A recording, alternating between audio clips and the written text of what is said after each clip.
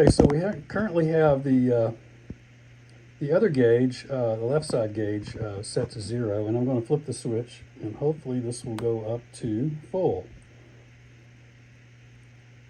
And again, very heavily filtered so that fuel slosh doesn't give you a confusing readout. So the slow speed to these meters is deliberate.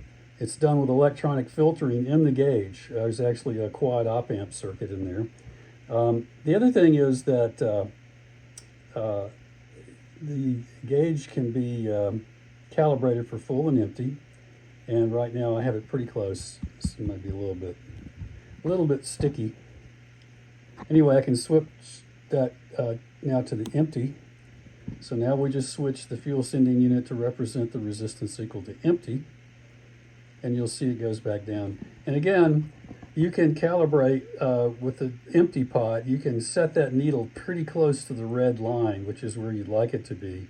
And as you can see, this needle over here is below the red line because I have the gauge disconnected. And that behavior is not by accident. The gauge is designed such that if the wire comes loose from the fuel sending unit, it will actually go to empty instead of going to beyond full. Because an increase in resistance equals more fuel in the tank. Well, if the wire comes loose, that looks like a really high resistance. But they're smart enough in the design to say, well, if the resistance goes out of bounds, we're just going to show empty on the gauge.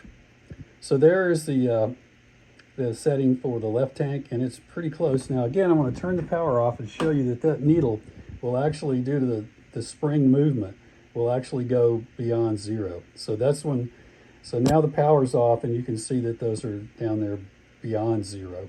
Okay, so that is a working fuel gauge.